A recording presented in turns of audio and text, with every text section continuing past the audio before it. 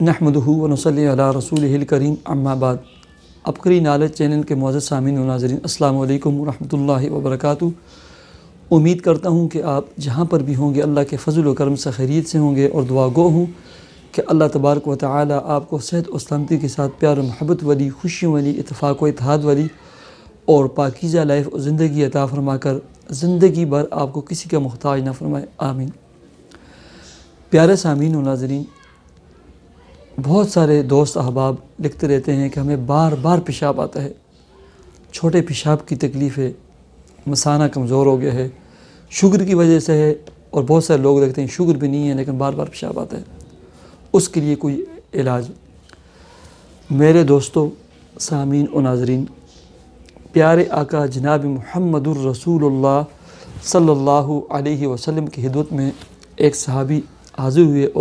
اور عرض کی، یا رسول اللہ صلی اللہ علیہ وسلم، مجھے بار بار پیشاب آتا ہے۔ تو پیارے آقا جناب محمد الرسول اللہ صلی اللہ علیہ وسلم نے جو نسخہ تجویز کیا اور تجویز فرمایا وہ تھا نبیذ۔ نبیذ کا مطلب ہوتا ہے پھینک دینا، یعنی کھجوروں کو گٹھلیاں نکال کر آگے کا چھلکا اتار کر پانی میں رات کے وقت بھگو دینا اور پھینک دینا، اور صبح کھجوریں کھا کر ان کا پانی پی لینا۔ یہ اس وقت ناشتہ بھی ہوتا تھا، خوراک بھی ہوتی تھی، اسی وجہ سے وہ لوگ طاقتور بھی تھے، توانا بھی تھے، صحت مند بھی تھے، اور بیماریوں کا تصور نہیں ہوتا تھا ان کے جسم اور باڈی میں، ٹھیک ہے۔ اس کے اندر نبیذ کے اندر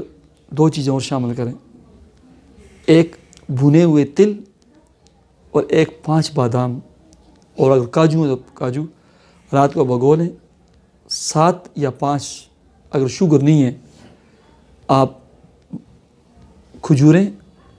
5 سے 7 بادام، اور 1 ٹی سپون یا 1.5 ٹی سپون تل صبح گرینڈر کر لیں اور اس کو نہار منہ پی لیں،